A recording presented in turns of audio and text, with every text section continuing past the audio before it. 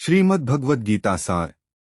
यह संक्षिप्त सारांश श्रीमद्भगवद्गीता के प्रमुख सिद्धांतों को समझने में सहायक है और जीवन के विभिन्न क्षेत्रों में उनका पालन करने की प्रेरणा देता है। अध्याय 1 अर्जुन विषाद योग। महाभारत के युद्ध के मैदान में अर्जुन अपने सगे संबंधियों और गुरुओं को देखकर दुखी हो जाते हैं और युद्ध करने से मना कर देते हैं। वे सोचते हैं कि अपने ही लोगों को मारना अधर्म है और इसलिए वे श्री कृष्ण से मार्गदर्शन की अपेक्षा करते हैं। अध्याय 2 सांख्य योग। श्री कृष्ण अर्जुन को सिखाते हैं कि आत्मा अमर है और शरीर नाशवान है। अर्जुन को अपने कर्तव्यों का पालन करना चाहिए क्योंकि यह धर्मयुद्ध है। श्री कृष्ण कर्मयोग का सिद्धांत बताते हैं जिसमें फल की चिंता किए बिना अपने कर्तव्य का पालन करना सिखाया गया है। अध्याय 3 कर्म योग। श्री कृष्ण कर्मयोग का महत्व समझाते हैं। वे कहते हैं कि हर व्यक्ति को निष्काम भाव से कर्म करना चाहिए। कर्म से ही समाज की प्रगति होती है और यही मनुष्य का धर्म है। अध्याय 4 ज्ञान कर्म संन्यास योग। श्री कृष्ण अर्जुन को दिव्य ज्ञान प्रदान करते हैं। वे बताते हैं कि उन्होंने ही युग युग में धर्म की स्थापना के लिए विभिन्न रूपों में अवतार लिया है। ज्ञान और कर्म दोनों का संतुलन ही मोक्ष की ओर ले जाता है। अध्याय 5 कर्म संन्यास योग। श्री कृष्ण कहते हैं कि कर्म का त्याग और कर्म का सही ढंग से पालन दोनों ही मोक्ष के मार्ग हैं।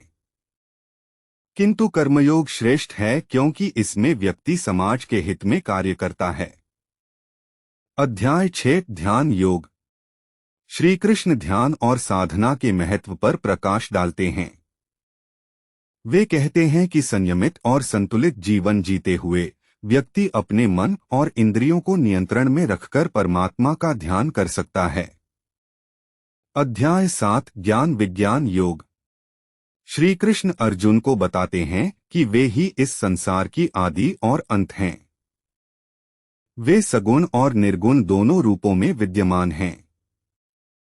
वे प्रकृति और पुरुष के रहस्यों को समझाते हैं और ज्ञान प्राप्ति के लिए भक्ति मार्ग का महत्व बताते हैं। अध्याय 8 अक्षर ब्रह्मा योग। अर्जुन के प्रश्नों का उत्तर देते हुए श्री कृष्ण जन्म, मृत्यु और ब्रह्मा के रहस्यों का वर्णन करते हैं। वे कहते हैं कि अंतिम समय में जिसे व्यक्ति याद करता है वही उसकी गति निर्धारित करता है। भगवत भक्ति और श्री कृष्ण का ध्यान ही मोक्ष का मार्ग है। अध्याय 9 राजविद्या राजगुह्य योग। श्री कृष्ण सर्वव्यापकता और सृष्टि के रहस्यों को उजागर करते हैं। वे बताते हैं कि भक्ति मार्ग ही सर्वश्रेष्ठ है। वे अर्जुन से कहते हैं कि हर कार्य मुझे अर्पित करो और मुझ में अपना मन लगाओ। अध्याय 10 विभूति योग। श्री कृष्ण अपनी दिव्य विभूतियों और शक्तियों का वर्णन करते हैं। वे कहते हैं कि इस संसार के प्रत्येक महान और अद्वितीय वस्तु में उनका ही अंश विद्यमान है। अर्जुन इस ज्ञान से अभिभूत होकर श्री कृष्ण की स्तुति करते हैं। अध्याय 11 विश्वरूप दर्शन योग।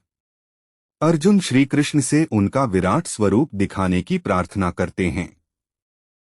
श्री कृष्ण अर्जुन को अपना विश्वरूप दिखाते हैं जिसमें अनगिनत दिव्य रूप और ब्रह्मांड की समस्त शक्तियां समाहित होती हैं।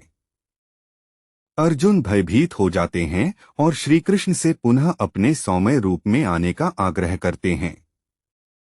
अध्याय 12 भक्ति योग। अर्जुन पूछते हैं कि साकार उपासना श्रेष्ठ है या निराकार। श्री कृष्ण उत्तर देते हैं कि साकार भक्ति सरल और सुगम है परंतु अंततः दोनों मार्ग एक ही गंतव्य तक पहुंचाते हैं। सच्चे भक्त वे हैं जो समर्पण भाव से प्रेम करते हैं और निस्वार्थ सेवा करते हैं। अध्याय 13 क्षेत्र क्षेत्रज्ञ विभाग योग। श्री कृष्ण प्रकृति और आत्मा का भेद समझाते हैं। वे बताते हैं कि शरीर क्षेत्र है और आत्मा क्षेत्रज्ञ है।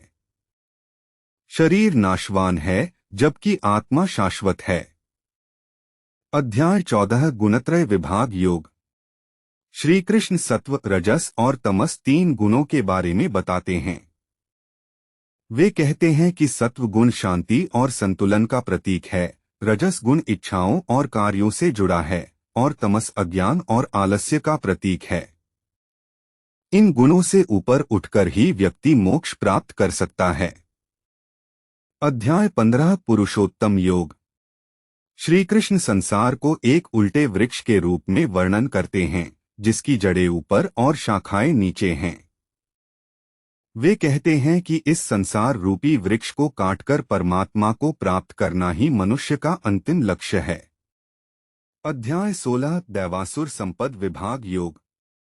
श्री कृष्ण दैवीय और आसुरी संपदाओं का वर्णन करते हैं। वे कहते हैं कि दैवीय गुण जैसे अहिंसा, सत्य और संयम मोक्ष की ओर ले जाते हैं, जबकि आसुरी गुण जैसे क्रोध, लोभ और अहंकार बंधन की ओर ले जाते हैं। अध्याय 17 श्रद्धात्रय विभाग योग। अर्जुन पूछते हैं कि श्रद्धा किस प्रकार की होती है। श्री कृष्ण बताते हैं कि श्रद्धा 3 प्रकार की होती है, सात्विक, राजसिक और तामसिक। व्यक्ति की श्रद्धा उसके गुणों पर निर्भर करती है और उसका जीवन उसी अनुसार चलता है। अध्याय 18 मोक्ष संन्यास योग। श्री कृष्ण संन्यास और त्याग के वास्तविक अर्थ समझाते हैं। वे कर्म, ज्ञान और भक्ति योग का सार बताते हैं और अर्जुन को उसके कर्तव्य का पालन करने का निर्देश देते हैं। अंततः अर्जुन अपने मोह से मुक्त होकर युद्ध के लिए तैयार हो जाते हैं। निष्कर्ष।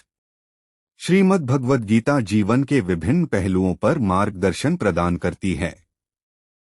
यह सिखाती है कि हमें अपने कर्तव्यों का पालन निस्वार्थ भाव से करना चाहिए और भगवान पर पूर्ण विश्वास रखना चाहिए।